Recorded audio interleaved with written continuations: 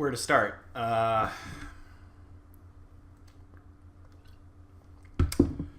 So, Ghost Recon Wildlands is one of the most recent titles from Ubisoft, which I'm sure you will have heard of if you play video games or follow the games industry or games media at all. Ubisoft is a French developer. It's a multinational corporation with studios all around the world. They're sort of known for their sort of homogenous game design, in that everything they make seems to initially start as sort of a thick, congealed white paste that they squeeze out of an extruder, form into a ball, and then sand down until it's perfectly smooth. Essentially, all of the games are cut from the same cloth. They're generally follow the same structure and have the same amount of attention placed around the edges of the game. It's, like I said, sort of sanded down. I don't want to say polished, because I think polished implies a sense of concision, of precision of design, of concept that none of the Ubisoft games are known for. Generally, they are the open world template, and Ubisoft has sort of created the open world template.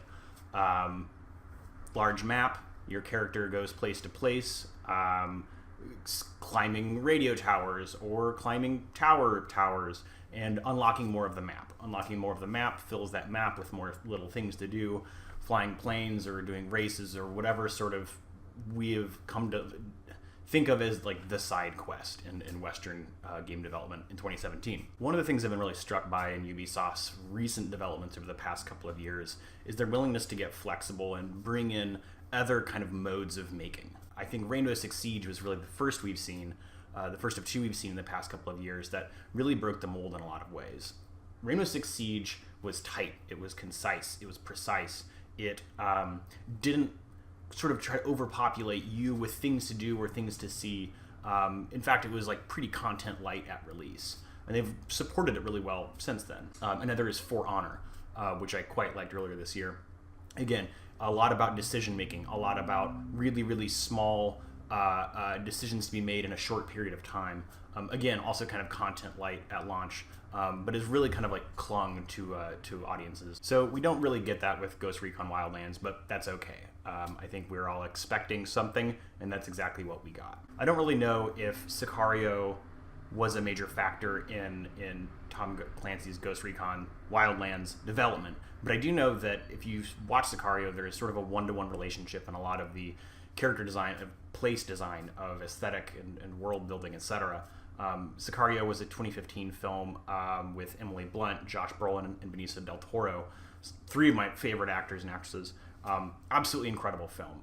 Very hard to watch. It is a sort of gut-wrenching tale of a joint task force pulling in Emily Blunt, who is a kidnapping specialist on a border town in Arizona, to go try to infiltrate the cartel, and I guess you'll see from there.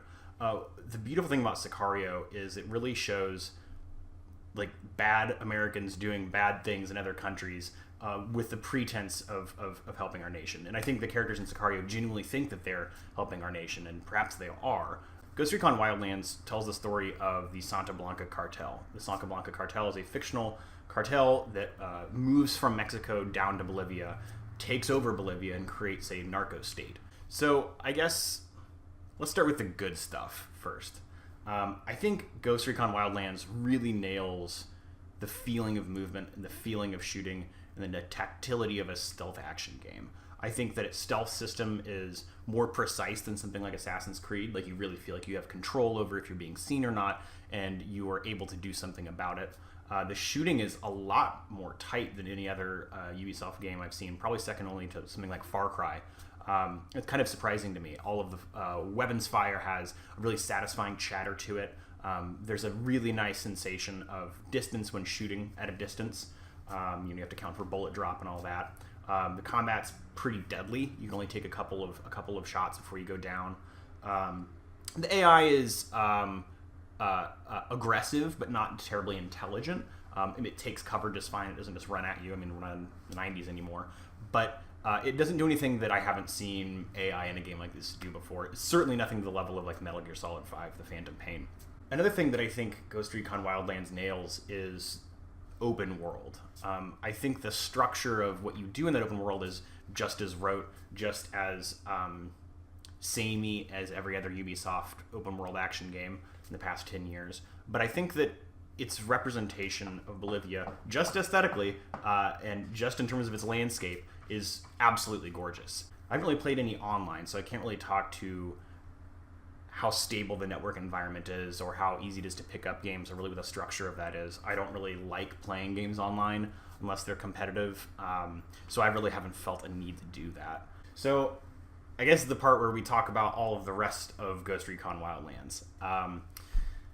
So whether or not you agree with my politics, I think you have to agree that everything is inherently politicized. Like every piece of media, every action, literally every word you say has like a political underpinning that can be like picked apart for better or worse. And Ghost Recon Wildlands didn't seem to get that memo. Its depiction of Latinos, of South America, of the cartel, of things like endemic rape, of sex trafficking, are not just callous and buffoonish, but I think can be viewed as gravely offensive.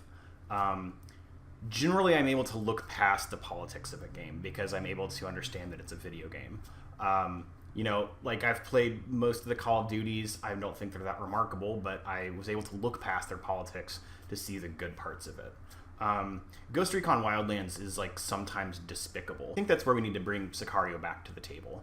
So without spoiling too much, Sicario, as I mentioned before, is about American agents going to Mexico and infiltrating the cartel and doing kind of bad shit to ultimately try and do good shit for America. The characters are anchored by Emily Blunt, who is really this sort of moral anchor or moral compass for this group of American drug enforcement agents. She's really, really necessary in the plot because when you watch the movie, it says to you, we know these people are doing bad things in this country. We know that the way they view Latinos and the way they view the cartel is objectifying and again, callous. And we have Emily Blunt act as our sort of like cultural counterpoint to that sort of like extreme right. Ghost Recon Wildlands doesn't have that anchor.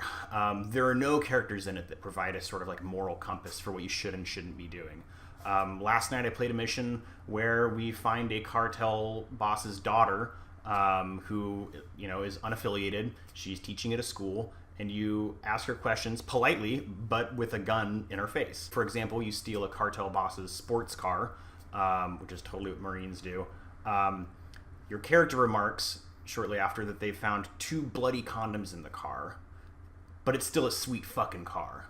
I can't begin to tell you how sort of disturbing that notion is, that the game acknowledges that endemic rape is an issue in a country like Bolivia, especially in the throes of like the building of a narco state, and then doesn't just not say anything about it, but what it does say about it is it's a sweet fucking car. That our sort of like ultra-American ideals of ownership and property sort of override the in-the-moment disgust of finding 2 bloody condoms in a car. And to me that is something that could be looked past if we had a character or we had some plot device to tell us that is not an okay way of thinking.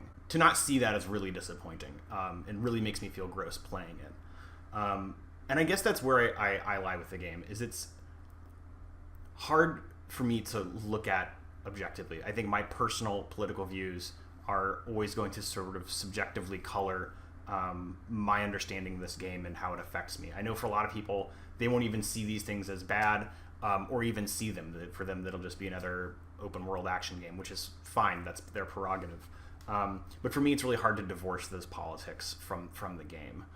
That being said, I'm still having a ton of fun with it. Like I said, the shooting is really, really tight. The stealth is, I think, better than serviceable. It's beautiful.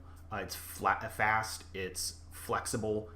It's a generally enjoyable game. I don't think that the submissions and side quests you do are particularly rich, but the core skeleton of its gameplay allows for systems to interact in a pretty fun way. So I really don't know what to tell you.